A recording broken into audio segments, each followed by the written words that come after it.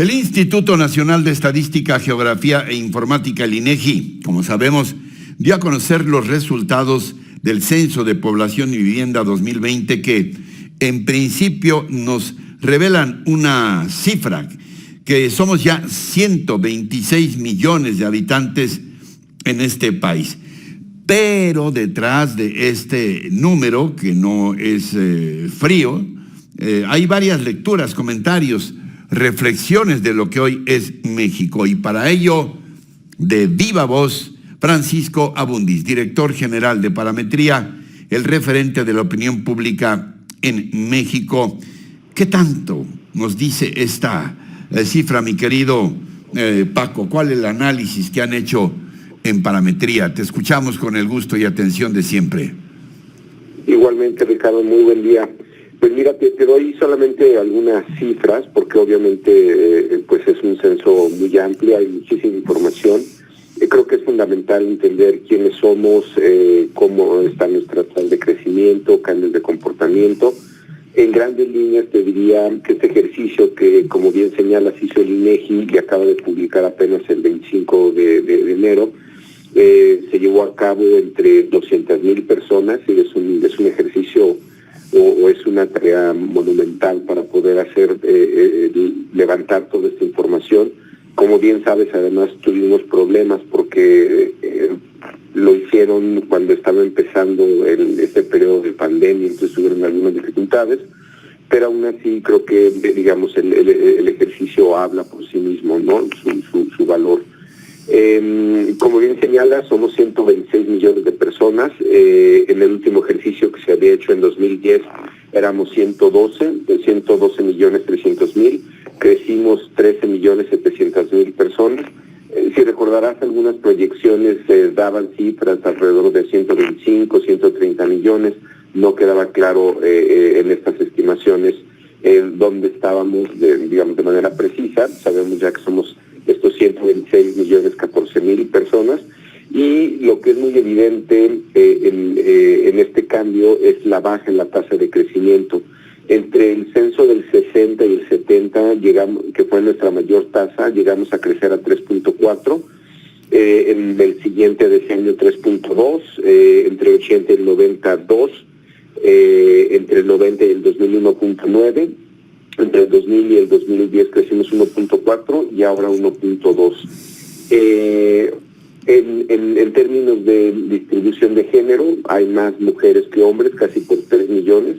Son 64 millones 540 mil y hombres 61 millones 473 mil, lo cual representa 51.2 y 48.8.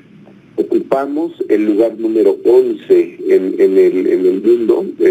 Por arriba de nosotros está Japón y por debajo está Etiopía. Ocupamos el lugar número 11 en el mundo. Por arriba de nosotros está Japón, por debajo está Etiopía. Este tamaño de población corresponde más o menos al tamaño de nuestra economía o el lugar que ocupamos en el mundo también.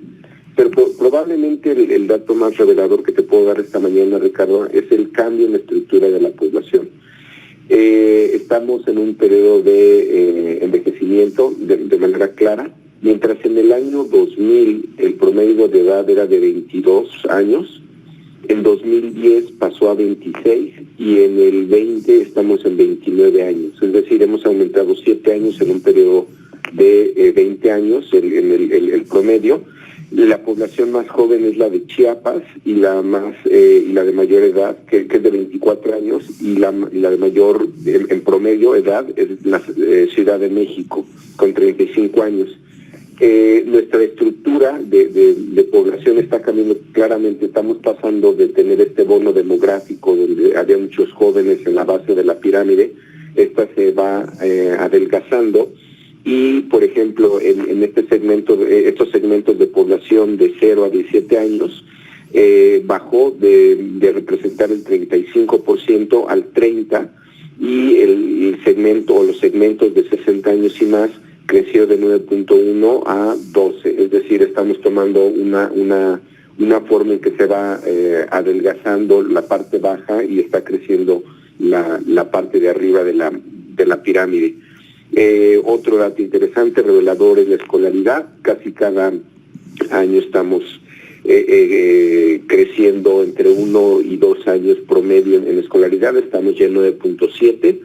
En términos de distribución de la población, el estado que cuenta con más habitantes es el Estado de México, con más casi 17 millones, 16.992.000.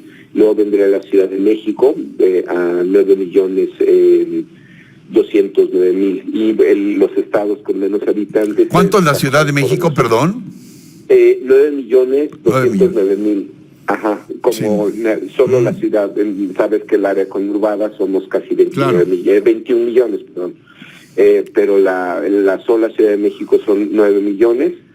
Y como te decía, los estados con menos población es Colima, con un poco más de 700.000, 731.000. Baja California Sur, casi 800.000, 798.000.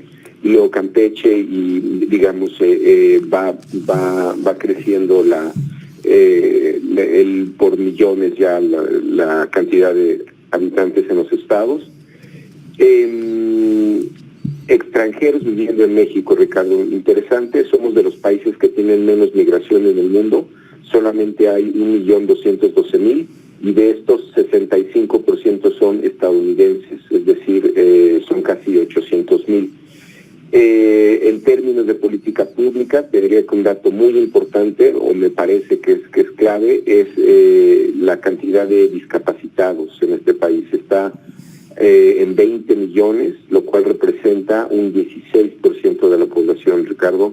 Yo creo que en esto hay una reflexión o debería haber una reflexión, tanto en términos de legislación, partidos políticos, sobre los niveles de atención que tienen esta población y si hay política pública específica para ellos.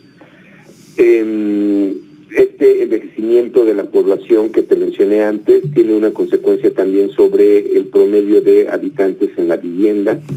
Pasamos de viviendas de 4.4 miembros en el 2000 a 3.9 en el 2010, a 3.6 en este último censo, lo cual implica que tienes cada vez viviendas con menos miembros, o probablemente gente viviendo cada vez de manera más independiente o incluso sola.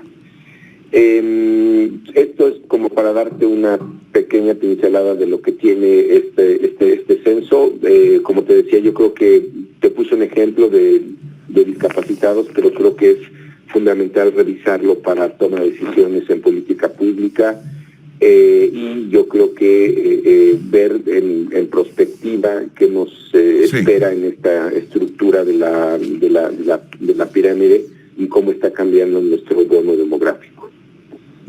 Como siempre, muy aleccionador escucharte, mi querido Paco.